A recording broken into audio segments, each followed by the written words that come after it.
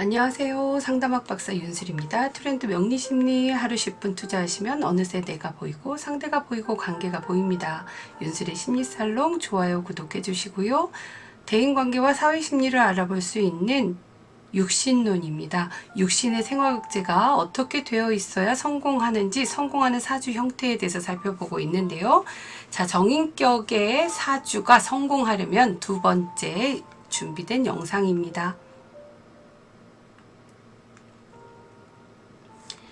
정인격, 모든 정인격이 정관의 생을 받아서 상관을 제화하고 또 이렇게 재극인을 하지 못하도록 겁재를 생하는 구조가 아닙니다. 모든 정인격이 관인상생하진 않지요. 정관의 생을 받지 않고 정인격이 편관의 생을 받을 수도 있습니다. 편관의 생을 받는다고 한다면 음양이 다른 생을 받기 때문에 정인은 식신과 만나서 합을 해야 합니다. 그래야 높은 성과가 나요.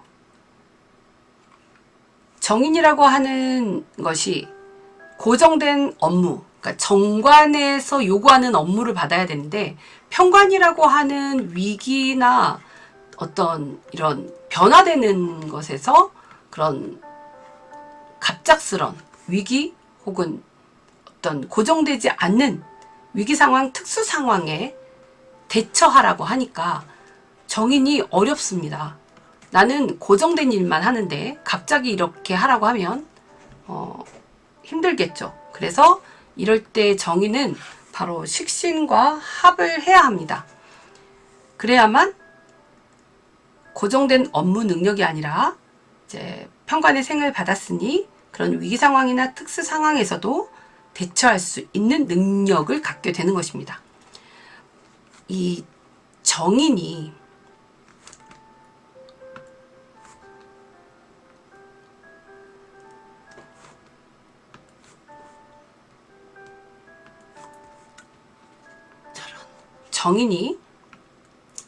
식신과 합화를 해야 하고 만약 편관을 만난 정인은 식신과 합을 하게 되는데 그렇게 된다면 위협이 되는 환경을 예방하는 역할을 하게 된다. 만약 정인이 식신과 만났을 때는 합을 하게 된다면 어떤 정인의 지적 능력을 정인보다 이 사회적으로 도움이 필요한 사람들, 사회적 약자들에게 그런 타인을 위한 행위를 하게 되는 것입니다.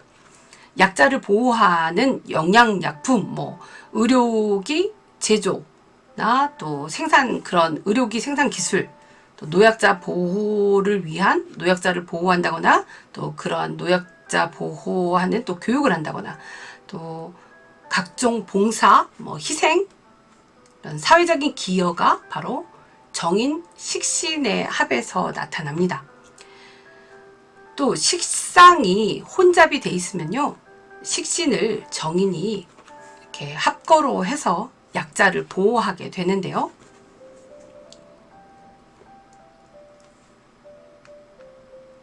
정인이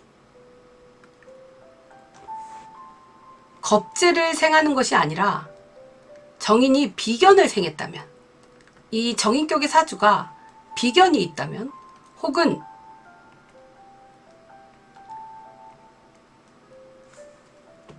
이 정인이 비견을 생하면 그 비견이 정제와 합을 해야 합니다. 그래야 성과가 나요. 자기 가치를 더 알아주는 사람을 나를 알아주는 사람이 나를 다른 사람이 차용한다라는 거죠. 그래서 정인이 비견을 생하면 정제와 합을 해서 자기 가치를 차용하는 사람, 혹은 내가 다른 사람의 가치를 차용할 수도 있겠죠.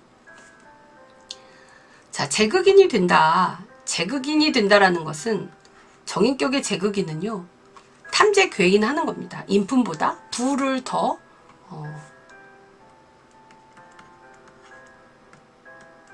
인품보다 부를 더 추구하는 사람이죠. 특히 재성이 천간에 있으면 더더욱 안 됩니다.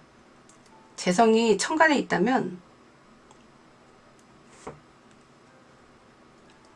재극인이 일어나서 정인격에게 이제 적인격이 정말 파격이 될 수 있어요. 그러니까 정인격은 정제가 왕해도 안 되고요. 겁제가 너무 왕해도 안 돼요. 그럼 정인격이 살아가는 삶의 가치를 잃어버리는 게 되죠. 그래서 재극인을 하면 또 이도가 인겁상을 통해서도 이도를 하지만 재극인을 해서 아예 나는 돈을 벌러 가겠다. 그냥 귀를 추구하지 않고 나는 부한 삶을 살 거야. 상관의 생제를 받아서. 그래서 이도해서 공명을 떨치는 사람들도 있습니다. 만약 겁재가 정인보다 약하면 겁재로 인해서 정인이 설기될 수도 있고요.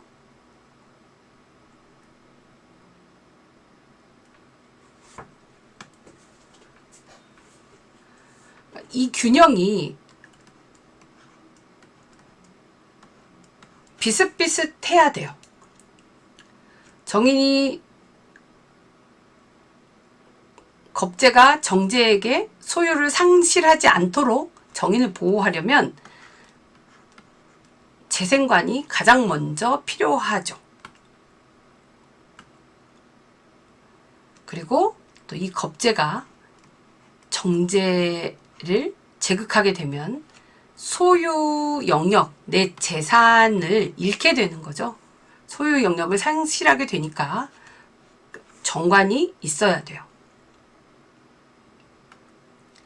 또 재생관한 재생관에서 겁재를 제어할 수 있겠죠. 이럴 때는 지적 재산권을 이렇게 지킬 수도 있습니다. 그러니까 이 정인격에서는 겁재와 이 정인의 혹은 육신들끼리의 균형을 보는 것도 굉장히 중요하죠. 정인이 전략적으로 겁재와 투자해서 또 소유를 하러 가게도 하는 거죠. 인성이 혼잡하게 되면 일어나는 일, 정인이 만약 정인격인데 편인이 있습니다. 그랬을 때는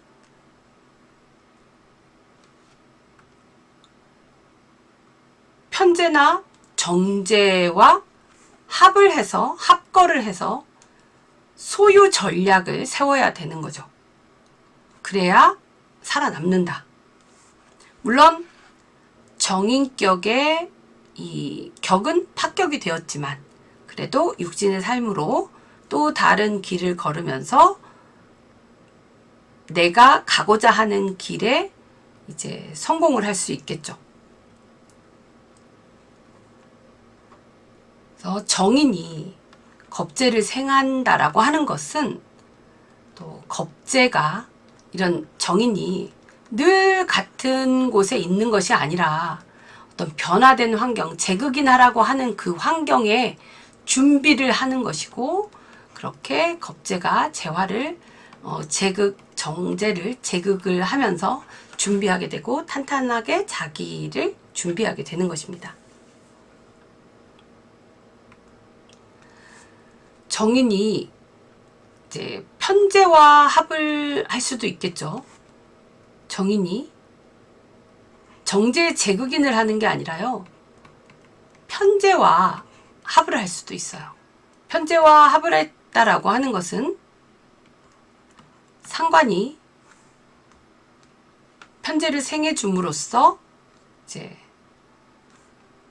경제 혹은 부동산이나 주식으로 뭐 다른 이권에 맞는 일을 하는 거겠죠.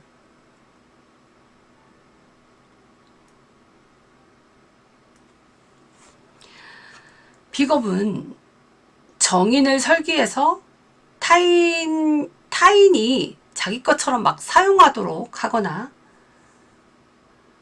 또 재생관할 수 할 수 없게 하니까, 재생관을 거부하게 하니까 재물을 자기 것으로 바로 탐할 수 있게 되죠. 그러다가 자칫 잘못하면 겁제정제해서 소유를 상실할 수 있습니다. 이 정인격에 상관폐인할 수 있죠.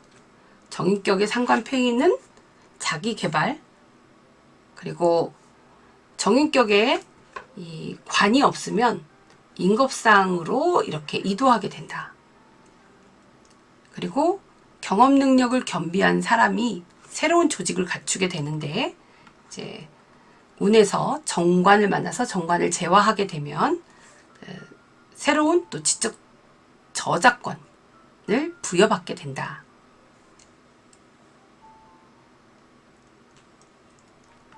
그래서 인겁상으로 이도하는 것은요, 자기의 능력을 가지고 프리랜서로서 독립사업을 하는 것입니다.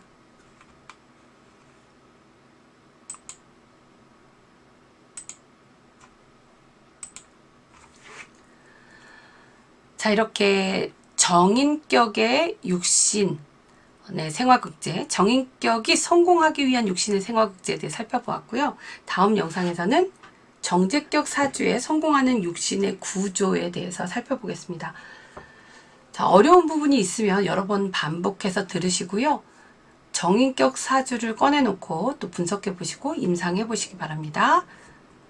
매일 하루 10분 공부해 보시고요. 윤술의 심리살롱 좋아요, 구독해 주세요. 감사합니다.